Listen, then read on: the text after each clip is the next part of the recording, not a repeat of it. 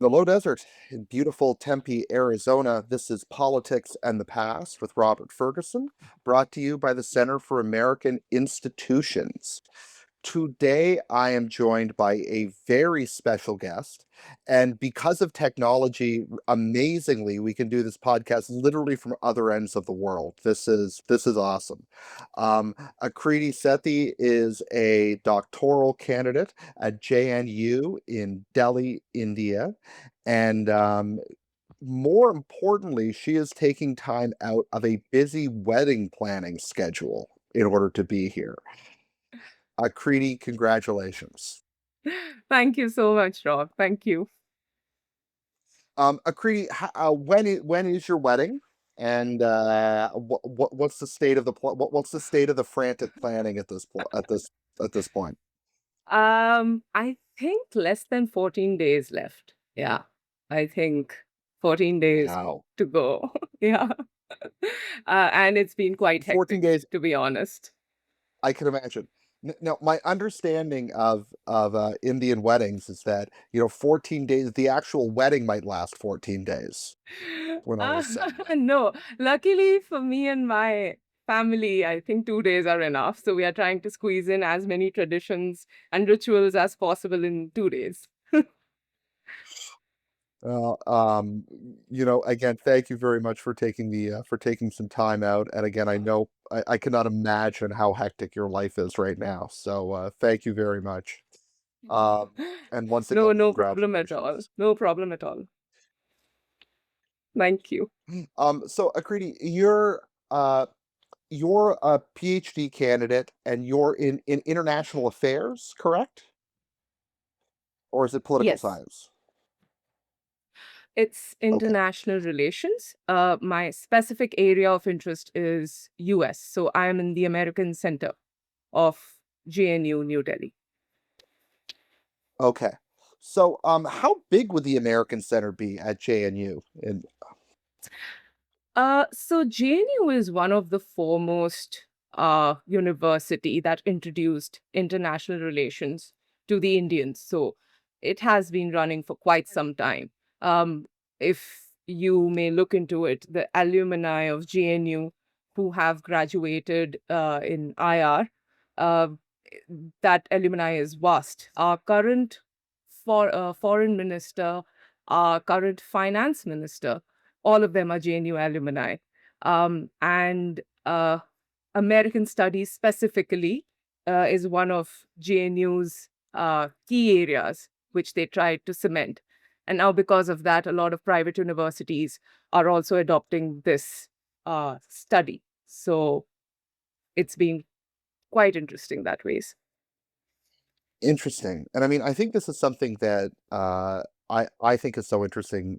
Being a Canadian, although I'm studying, although I studied in the United States and work in the United States, um, I just imagine you get such a different perspective on the United States and are able to study it from so many different angles when you're in Delhi versus when you're studying it somewhere in Washington D.C.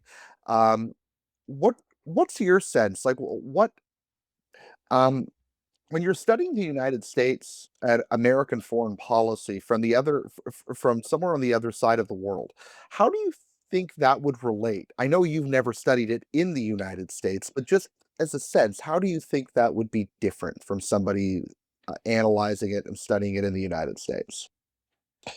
I think I think it's different because um, whatever country a scholar is from, that country's geopolitics influences your study, irrespective.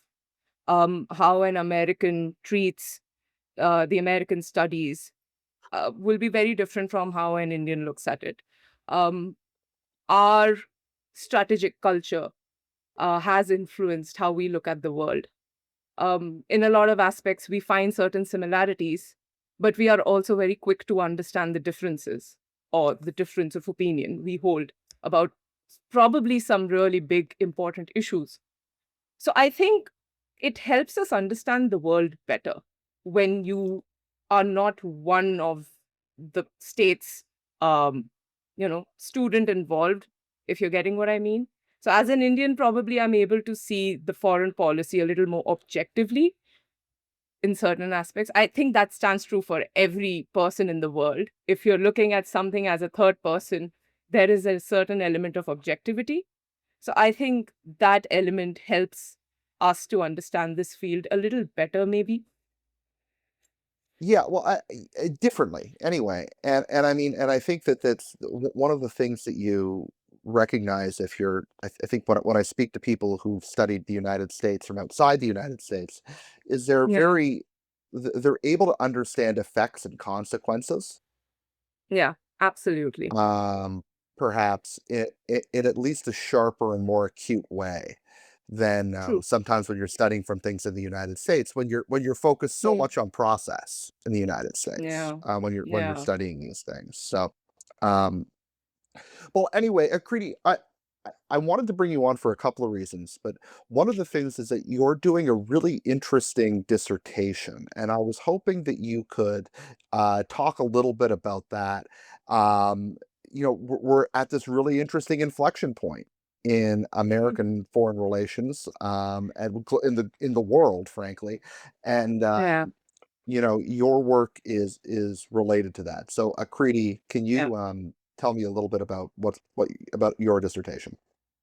Absolutely. So, my research looks at how the US Japan alliance evolved between the late 1990s and 2019, particularly in response to changes in the East Asian security architecture. I focus on two key drivers. Number one, China's growing assertiveness, especially in the East China Sea, which involves Japan, and North Korea's nuclear program. How these two developments have pushed both countries to rethink how the alliance functions. So, in my thesis, what I argue is that this led to a kind of reset in security cooperation. You can see that clearly in the revised defense guidelines, especially in 2015, which expanded Japan's role and made the alliance more operationally integrated. What's interesting is that even during periods of political tensions, like under the Trump administration, as we are seeing, the alliance actually became more institutionalized and strategically important. So, overall, I show that the alliance has shifted from what was once a somewhat constrained Cold War era arrangement into a more proactive, deterrence oriented partnership, which is at the center of Indo Pacific. Right. Interesting. Okay. So how would you describe the US Japan relationship in the 1990s? Uh, Or maybe, or yeah, like yeah, you mentioned the Cold War. Let's talk about during the Cold War. How would you describe the yeah. relationship during the Cold War? So I think immediately uh, after the war, Second World War, um, the U.S. occupation began. The SCAP at that time demilitarized Japan under Article 9 of the Constitution. That is when the San Francisco Peace Treaty also, you know, helped in ending the war. It was in 1951. And US Japan Security Treaty allowed US bases for Japan's defense, especially during the Korean War, which was at that time very important for the US for their Asia policy in general. So, in the early alliance phase, which I would say, what, 1950s to 60s, I think the treaty entered uh, into force. Japan at the time did establish certain policy reserves, police policy reserves, but Treaty of Mutual Cooperation and Security was also signed in 1960, and it replaced the previous 1951 treaty. At that time, there were certain obligations which both the sides fulfilled. US was taking full charge of Japan's security needs, while Japan was trying to mobilize itself economically after the war and try to build itself again. Um, and this was also the time when US had absolute control over its bases in Japan. During the 60s and 70s, that is when the Vietnam era adjustments started happening.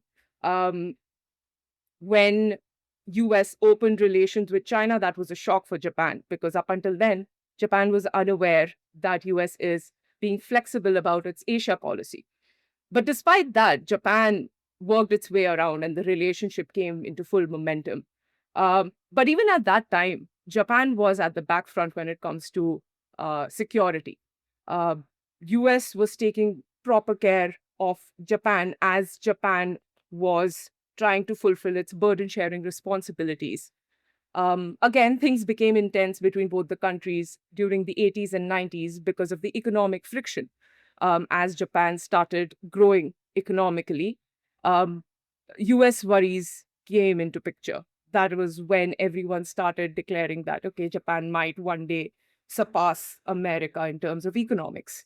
And but luckily, despite all of that, their security relations didn't necessarily um, impact. So they were able to, keep both these aspects of the relationship independent, which was very impressive. Even though they were institutionalizing the relationship, the frictions sustained. Um, this was also the time when phrases like um, Japan adrift, Japan passing, Japan bashing, all of that started coming from Washington, D.C., because the worries were real, especially in the automobile sector. And I think it was only around the Clinton administration. It was only around when I think the first Taiwan Strait crisis happened, when the world saw Chinese military modernization, the proof of Chinese military modernization happening in that part of the region. When North Korea backed out of NPT, those were the times when everyone realized, okay, the Asian security architecture is changing and it's evolving. And Americans in Washington, D.C. saw a fresh impetus for the relationship. And that's when they realized that, okay, there are far more reasons for both the sides to converge. And that is when I think Joseph Nye and Richard Armitage were at the forefront in taking the relationship out from the past and giving it new direction. So I think the relationship has survived quite a lot if we look at it. And it is trying to make sense of the relationship even now, despite whatever that is happening in the world geopolitically. Yeah, okay, that's a great summary. I mean that, and I didn't I in fact, it never occurred to me to think about Yeah. like what was Japan's response to when the United States decided to acknowledge China. Um, I never thought to ask that question. So that's interesting. And it is, of course, in some of my own research, I look at the 1950s, and Hmm. that economic tension between the United States and Japan is already starting to exist in the textile sector. Yeah. Yeah. And so the fact that the automobile sector, kind of well, electronics comes next, and then the automobile Yeah. sector comes next. Yeah. There is this sort of 40-year economic rivalry almost between the United Yeah. States and Japan. And so, Yeah. and yet the United States is occupying Japan, has bases in Japan. And Yeah. it is an interesting relationship that they manage to It keep is. these kind of compartmentalized, despite the Yeah. fact that there's a domestic population in the United States Yeah. that Yeah. wants more controls on US Yeah. Japanese trade Yeah. because they feel themselves being displaced. Yeah. Um, Interesting. Okay. So, when the Clinton administration, particularly under Nye and Armitage, Yeah. kind of shifts this relationship, and especially Yeah. after, again, you mentioned the North Korea leaving the Non-Proliferation Treaty, and Yeah. then the South China, sorry, the Taiwan Strait crisis. So, can you Yeah. maybe go into a little bit the first Taiwan Strait crisis and how that changes, maybe changes the relationship or changes the perspectives? I think so what happened was around, I think, 1994. I might be messing my timeline, but it was the early 90s to mid 90s, and I think that was the time when both of these things happened simultaneously. And I think during the Taiwan Strait crisis, that is when the world took notice of China's military capabilities and then missile capabilities. Because up until then, everyone knew that China is rebuilding its military and China is strengthening its military. But before that, nobody had seen a proof. But the proof happened when the Taiwan Strait crisis happened. Similarly, everyone was aware that North Korea has missile ambitions, but nobody had seen. So after they left NPT and they started testing their missiles, and few of them actually landed in the Sea of Japan, those were the warning signals. And that is when the alarms went off, not only in Tokyo, but also in Washington, D.C. And that is when they realized that the alliance, their security alliance, is not prepared to handle these new threats which are coming from the Asian region. So I think that was the turning point, which made a lot of policymakers in Washington, D.C. to um, think about the relationship beyond the economic friction. Because up until then, um, the whole relationship was framed from the lens of Cold War politics. It was still the 1990s. The world did not know what awaited. And I think for the first time, the relationship understood that this is where we need to head. And now they understood that these are the new threat perceptions that are coming. So that helped in terms of molding the relationship for the future. Mm. So what did that new relationship start looking like? Uh, in the sense, Oh, in the sense of so what starts to change between the United States and Japan? Obviously, there's some closer integration, but what does that actually mean? I think um, so. At least my hypothesis discusses that the alliance has always been viewed as an anomalous alliance, where uh, people view that Japan is constitutionally constrained because of Article 9, which basically means that Japan will not uh, take up arms and pursue war to defend itself. Um, it also talks about asymmetric burden sharing. It talks about how Japan utilizes America's nuclear umbrella and forward deployment in a certain crisis, if there happens to be one. How Japan is only limited to homeland defenses, and how alliance is basically more about the hub and spokes alliance of America. It's just part of that system rather than an integrated command system. Um, and all of these factors basically is the reason why for decades this relationship was viewed from that lens, that there is something anomalous, or because of lack of a better word, I would say some even viewed it as abnormal, because that's not how modern relationships from a realist perspective worked. What started changing is that the alliance became even more integrated post 1990s, and the threat perceptions made the alliance managers to look into the tactical and strategic aspects of the relationship. So now they talk about interoperability. Now they are having conversation about joint commands. Now they are talking about an actual scenario building. If certain crisis breaks down in certain parts of the region, how will both the forces come together and how they share intelligence? So, for example, the second time the last defense guidelines was reviewed in 2015, and the reason why that happened was because of the Senkaku Daio Island dispute, that is the East China Sea dispute. And the second was again the North Korean missile treaty program, all of that.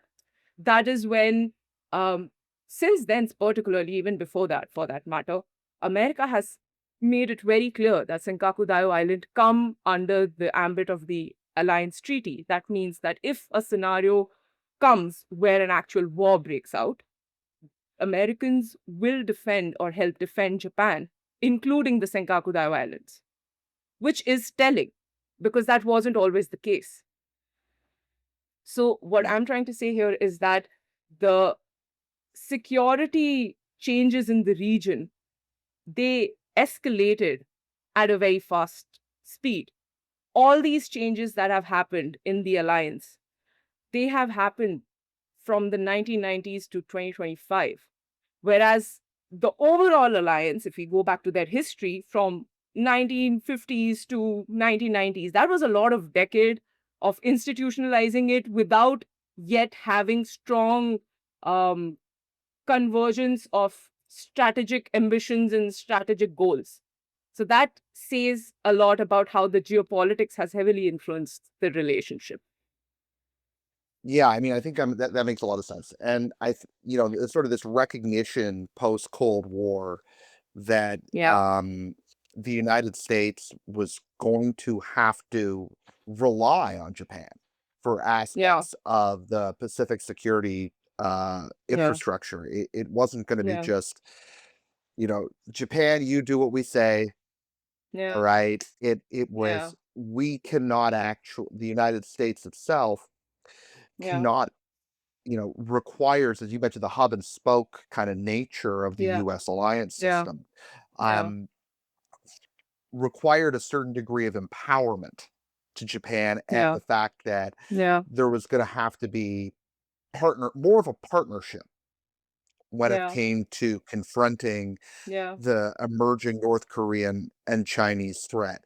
But of course, yeah, Japan was constrained by it has been constrained by Article 9. Can you yeah, talk a little bit more about how Article 9 has made the yeah, interpretations of Article 9 have maybe yeah, changed in the last 20 years? yeah, yeah. So I think because well, within Japan, the idea of being a pacifist nation is very important and very integral to their strategic outlook. Japan prides itself to be a pacifist nation, and it has been. A lot has to do with their memory of being the only state that has suffered a nuclear explosion. So, because of all of that, the political fraternity and most importantly, the public is extremely sensitive and understandably so. However, a lot of right wing um, factions and right wing political school of thoughts within Japan have started uh, pushing for better security and defense preparedness. Shinzo Abe, Prime Minister Shinzo Abe, played a monumental role for that. He brought in a lot of changes. Uh, I think, I think around I'm so sorry, I'm forgetting the dates, but he brought in a lot of important changes, which helped expanding the understanding of the constitution, and it made room for the alliance treaties to to evolve. For example, before that, their understanding was that only the areas immediate to the Japanese perimeter are considered the area which Japan should be bothered about. And again, there were a lot of constitutional constraints. However, there was structural shift. Now, the 2015 guidelines, for example, talks about situations in areas surrounding Japan that automatically extends the circumference of their understanding in terms of where the threat perception comes from and what directly impacts Japan, which wasn't the case in the past. One could not have thought of such understanding coming from Japan few decades before, if you ask me.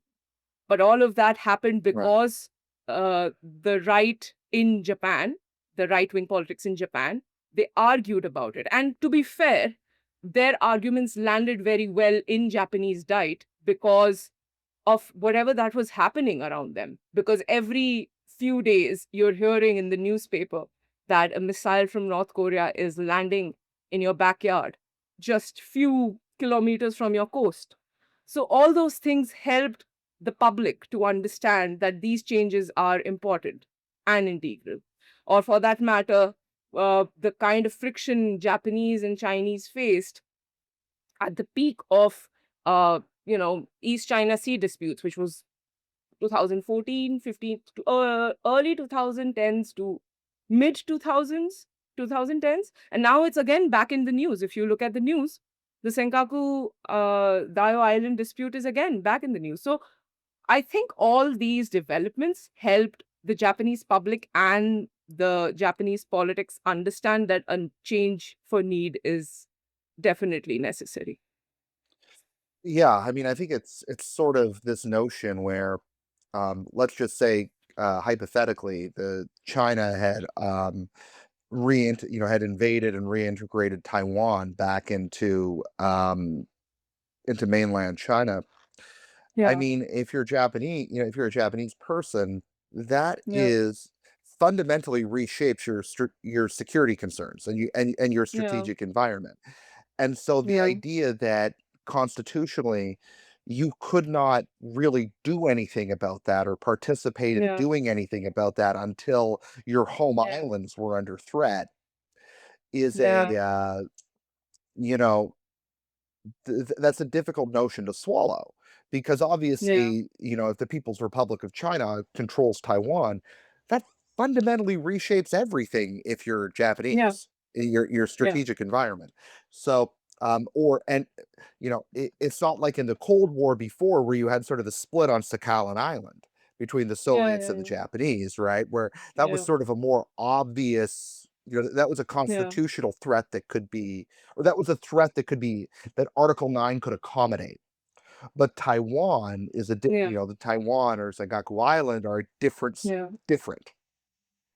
So, yeah, okay. So under Shinzo Abe, you start to see this. I hesitate to call it a remobilization because I think that goes too far. But yeah, it does. what changes under Shinzo Abe and how does what actually changes domestically for Japan? Um, Actually, there were many. For example, there's now because of whatever. So first, there's so many. I'm trying to gather my thoughts. One of that is that he started structurally realigned their security and defense structure. He started the NSS, which wasn't the case in the past, the National Security Strategy.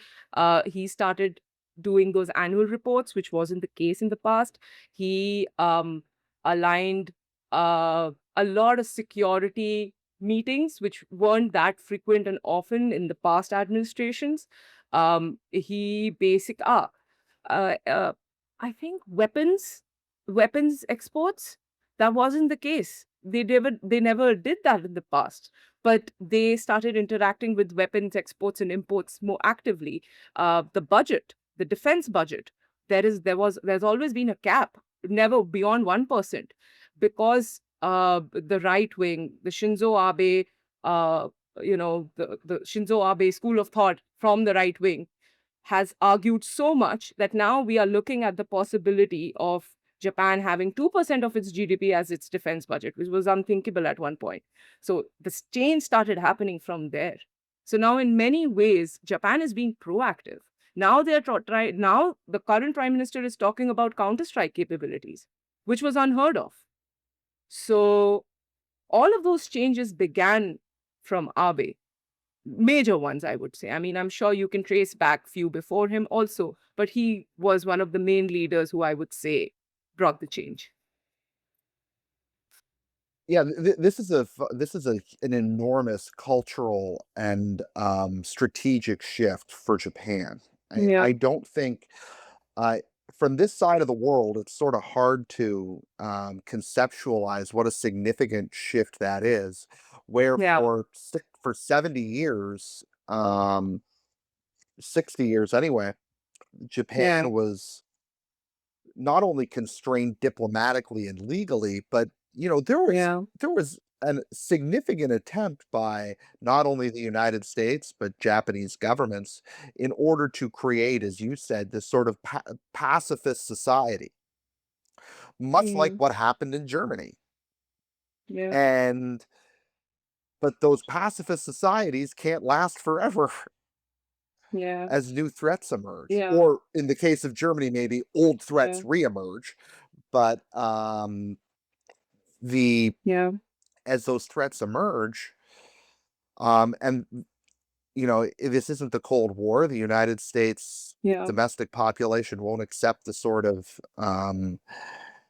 yeah, global security hegemonic yeah, uh, position that yeah, would accept during the Cold War, and so these yeah, partners have to be brought in. And nowadays, I mean, We see World War II veterans, but not there are not many around anymore. Yeah. Yeah. And so it's a Yeah. sorry, go ahead. No, no, no. I was just saying that I think if I have to, if I have to talk from a strategic standpoint, a conceptual standpoint, I think what the shift that happened in Japan was that from being a pacifist or a passive pacifist state, um, Abe ushered an era where they became proactive pacifist, which wasn't the case in the past. And I think that soft narrative helped transitioning the audience towards whatever they are now heading towards, because they could not have taken that extreme step anyway. It would have been a very big shock for the public. Um, I think they tried to make arguments that up until now they only spoke on the lines of defending ourselves or defending ourselves as Japanese nationals. But then now they started talking about what it is like to support allies like the US, which again, they wanted to show that we want to be someone who is taking care of the burden sharing argument. Because up until now, one of the arguments which came from Washington, D.C., and there is a lot of merit to it, is also that um, there's asymmetry. The burden ends up falling more on America. So I think they prepared, they understood the geopolitical challenges that face them, that they are in a new world now, and the threat perception is a lot. It's right next to their borders or maritime borders. And they had to reframe pacifism in a way, where it wasn't necessarily about involvement, but it was more about conditional engagement, that we have to engage, but let's decide the conditions for it. I think that's what Shinzo Abe really did. And I think they are still trying to do. Yeah. Um, I mean, this is that's an enormous task, right? yeah, Japan's a democratic society. You can't yeah, impose a yeah, new security structure mm, without that. Even if you were in an autocratic society, I mean, you need to mm, shake the population in order to accept it. We yeah, saw that with the Meiji Revolution in Japan, right? That yeah, you couldn't. no, Um, the reason we call it a Meiji Revolution is it's not just industrializing; it's a yeah, massive social, yeah, cultural, yeah, shift. yeah, And what we're talking about here is not probably quite on the scale of that, but it's still yeah, significant. Um, yeah, you know, it's a different way of thinking from the last three generations. yeah, Uh, definitely and is. whereas, you compare that to South Korea, and in Yeah, South Korea, even though there's asymmetry and the United States has had bases there ever since the Korean War, um, yeah, South Korea has felt itself in a war since 1950, yeah, yeah. right? It That's a they very have, yeah, because they've been in one. So that's a yeah, very different cultural space to be in, social space to yeah, be in, where you're doing yeah, prescription and you're all day, yeah, so much of your life is, I don't, I mean, not, it's not 24 hours a day or anything like that, but your life is sort of understood with this neighbor that you're having a conflict with. And if something changes in that, there's an expectation that you're going to have to pick up a rifle and do something about it. yeah, Whereas in Japan, that has not been the case. And I think in the United mhm, States, because it's on the other side of the world, it's easy to get those two societies a little bit confused in your heads. yeah, And it's yeah, saying, okay, why are Japan and South Korea not doing the same thing? And it's like, well, yeah, no, this is very different history here. And same with yeah, Taiwan, a completely different yeah, history with Taiwan. And yeah. so, um, all right, I think I do really want to get into what's going on in India. So I'm gonna do a hard. I'm gonna exercise my moderator's prerogative and do a hard segue if that's okay. That's all right. All right. So Akriti, how would let's start with the Indian perspective on maybe the relationship we were just talking about. What is your sense of the general Indian the perspective, at least official perspective, on let's start with Japan. Indian perception on Japan or Yeah, Indian perception on the US?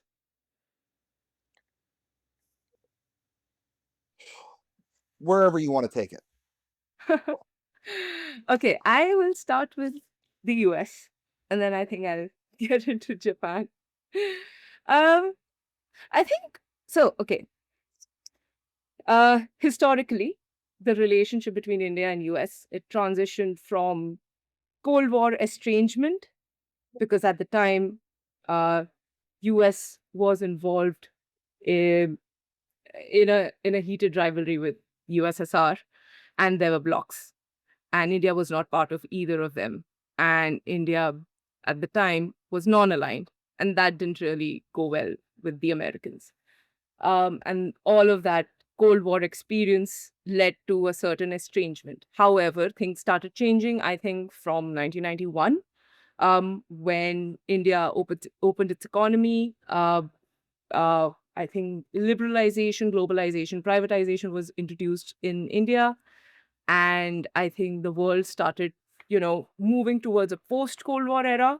So that gave the room for both the countries um, to re engage with each other. And that is when the engagement really started happening.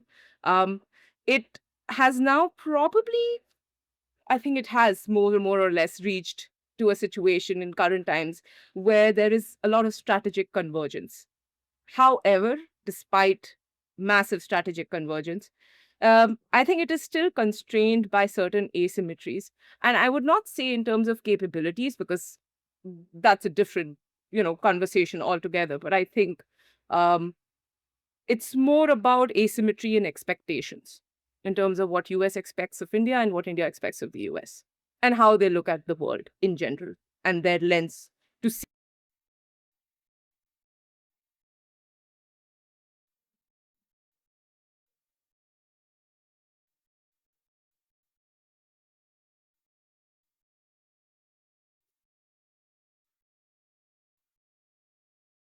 Okay.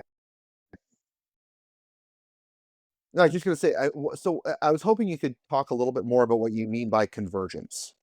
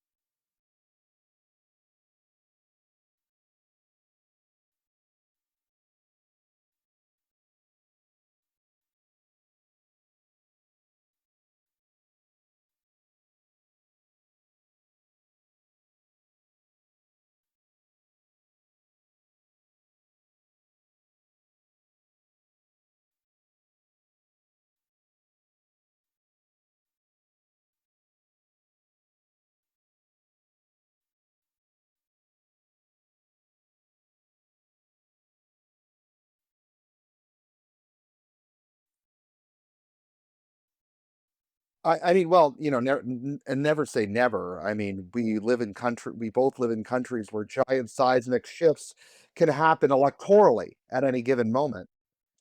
Um, there's it's so never say never. But one of the things that being compartmentalizing is interesting. And so earlier we talked about how there was this economic friction between the United States and Japan. Right? The fact that beginning with the textiles industry and then electronics and computers and then the automobile sector, of course, as well. And um, of course, in the United States, the current administration, their leadership was shaped by that relationship with the Japanese. And so unlike most administrations in American history, this administration has sought self acutely threatened by by Japanese economic strength at a time when the United States was spending billions of dollars in order to provide that defense asymmetry that you're talking about. So it's probably not a surprise that India is, that India to some degree is going to be viewed through that same lens as providing as a potential economic rival, even if um, even if there's an understanding that an economic rival and a security rival are different things. And so, I however, I mean, I think your point is very well taken that one of the things that's happened over the last 70 years since the 75 years since the Second World War, and probably beforehand, I'm just not familiar with it, is that informal relations at a civil society level between the United States and India are very strong. And there's lots of obviously there's been a lot of Indian immigration into the United States. Every American knows a few people of Indian, that are Indian of Indian descent. And so, I mean, and people who travel regularly back to India. So even if not, and many Americans have, of course, been to India. So even if there's maybe not that, or work for companies that have divisions in India, right? Or work for Indian companies themselves. So, I mean, this has created these informal, tight structures that kind of regardless what goes on officially, I think are going to endure in a way that maybe yeah.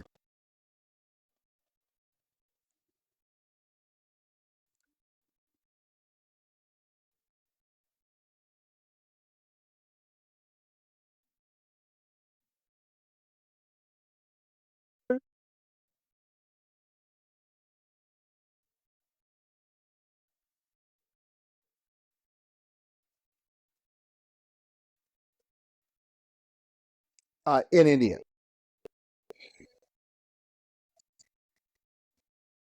Oh,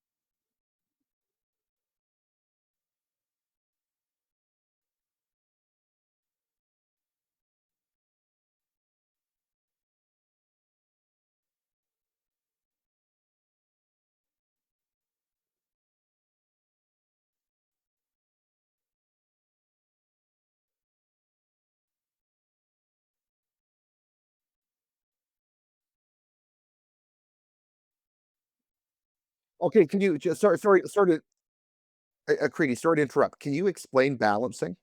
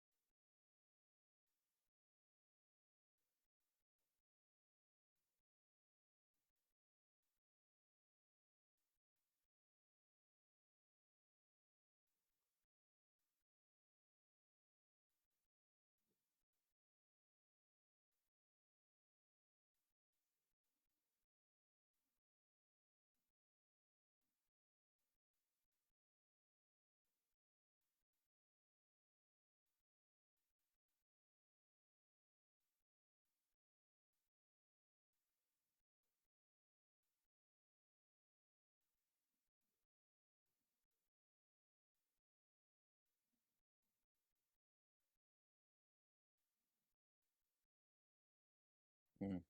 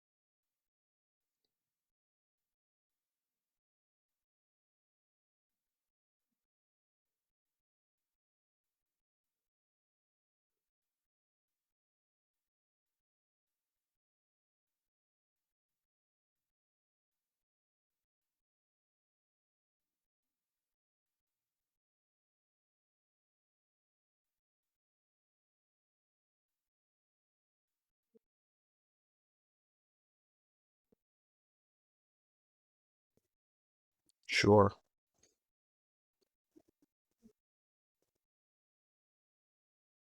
So yeah, India is somewhere between US and China on those lines. Yeah. Okay. That's interesting. I think there's this. Yeah. First, I mentioned earlier, I think, although there's these ties, one of the things that I think, also unites India with the United States is they might be the two most, for lack of a better word, pluralistic democracies in the world. They're messy democracies, but I mean, they're both huge democracies and they're both incredibly pluralistic, right? You'd be I could be proven wrong on this, but if you look at the size, I mean, India is obviously a much larger democracy than the United States is, but both are incredibly pluralistic. Like you can find, I've always joked that in the United States, if you think there's this really crazy idea out there, I can find you 30,000 voters who hold that idea, right? And I mean, like, could be flying spaghetti monster. I could find 30,000 voters who believe in the flying spaghetti monster or something like that. Or like there's a cult of the flying spaghetti monster or something, right? It might even be more, it might be 100,000 people. And that's not a shot at that's not me trying to take a shot at the US here. It's not at all. It's actually, I think, incredibly a beautiful thing about this country that we're wildly pluralistic. And India has the same thing. It's an incredibly pluralistic place. And so you can find a critical mass of people who believe anything in India. And so what that means is that we both have to have these domestic institutions that are messy. They're not perfect. They're not even elegant necessarily, but these messy domestic institutions in order to be able to handle what is a messy pluralistic democracy. And so it, there's this notion of the way that each country approaches the world a little bit from that understanding of um, the messy democracies beneath it. And so again, and I think that allows for for this a kind of a convergence, even if it's not necessarily, obviously India is going to view things very differently than the United States. Its location alone determines that, right? Let alone, the history of British colonialism in India, the uh, its own goals, the fact that it shares a border with Pakistan and there's these rivalry with Pakistan. But we've seen that um, the United States and India can be leaders in the region together. We see that with the Quad, right? With Japan and Australia, and Japan again. There we go. Uh, but um, there is this goal for a free and open Indo-Pacific that both countries do share. And maybe, maybe this is what I'm getting at in that these messy pluralistic democracies beneath them is both countries. I mean, you mentioned India as a civilizational state. I don't know that the United States isn't a civilizational state in the same way, but they're both aspirational states. And they both have huge middle classes that have these grand standard of living aspirations. um, and that can overwhelm its politics sometimes. Uh, and I think that gives it a there's an amazing amount of common ground there. And I know that, so you mentioned the tariff um, issue. How What is India's perspective on the way that the US has tried to balance, speaking of balance, India, uh, the India-Pakistan relationship?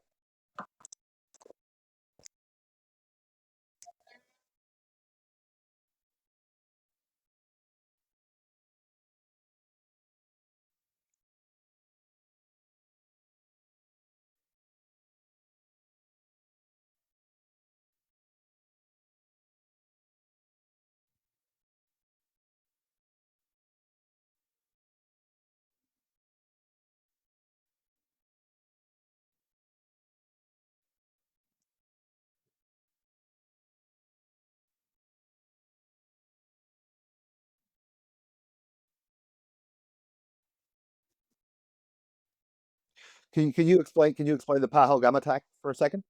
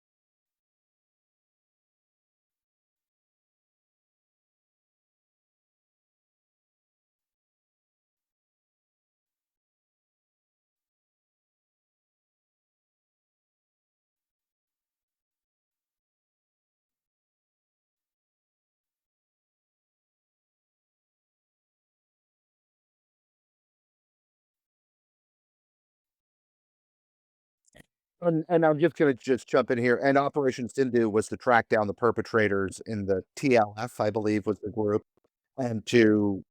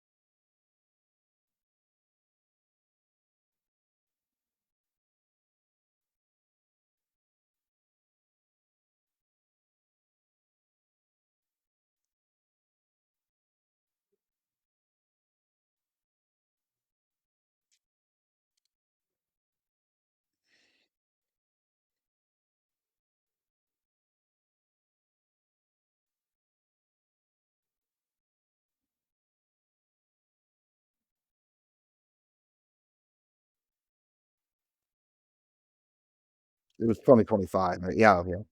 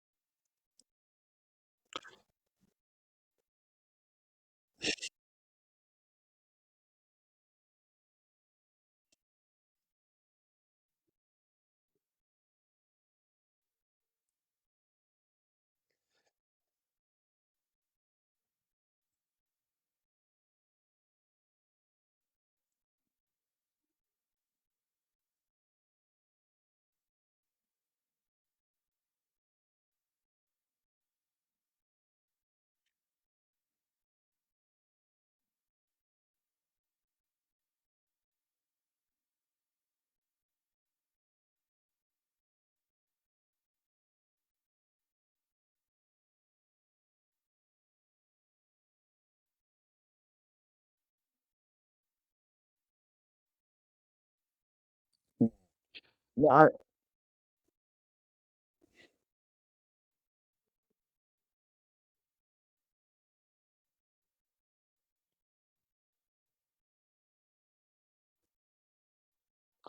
yeah, I think that's probably true.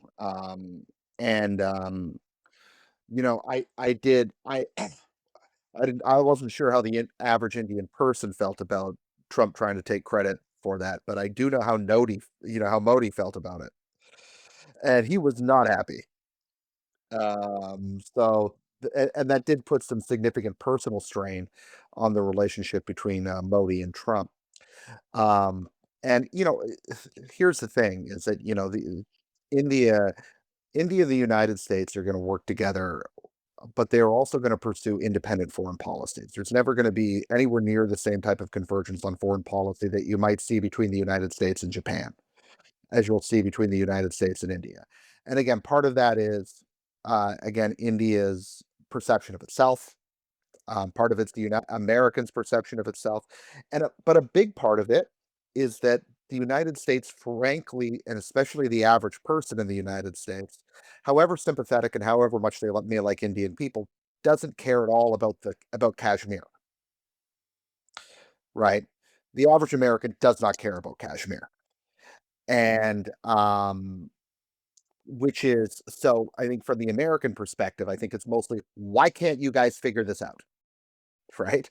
And of course, it takes two to tango, and we're not gonna litigate that by any stretch. But I think that's the whereas for India, its primary, maybe not its primary, but well, maybe its primary geostrategic uh, threat is Pakistan, and it's not the United States has. Although the United States-Pakistani relationship is a very complicated relationship, and we don't have a million hours on a podcast to talk about that. But the United States, especially when the United States is in Afghanistan, relied a lot on the ISI, the Pakistani intelligence agency. Maybe not, and maybe they should not have, but they did. Um, and we've seen that in the United American-Iranian relationship. The United States relied on Pakistan a lot as an intermediary. Um, and so there there's a disconnect there, a very significant disconnect there. And and for instance, another place you see a disconnect with India and another North American country is Canada. So, Akriti's gone here, and I'm very sorry to that because I think the conversation was interesting, and I do feel badly because I had gotten the final word on the India-Pakistan relationship before she disappeared, and I don't think that's fair by any stretch of the imagination. And my point was not to have the final word on the India-Pakistan relationship. I was trying to sort of give the American perspective and why there's this sort of sometimes this friction between India and the United States, maybe from the American perspective.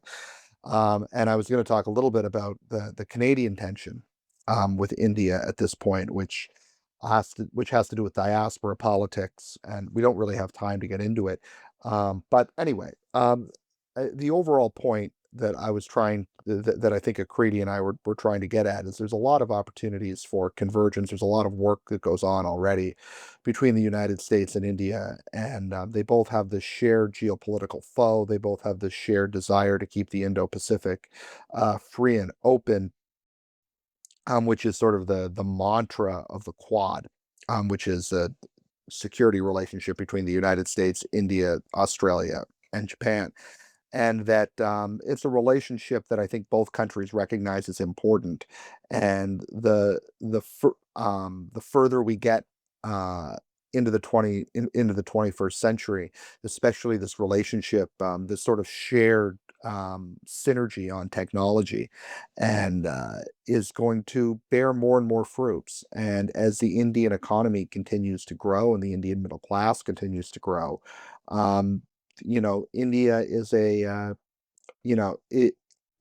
is going to be one of the most significant factors in geopolitics.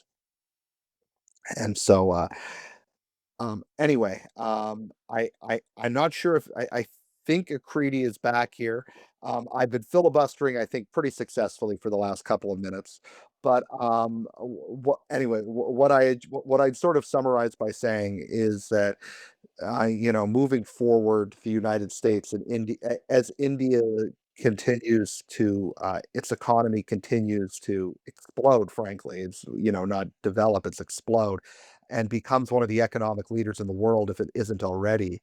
And the the opportunities and the necessity of further integration and partnership with India is pretty obvious to me. But it's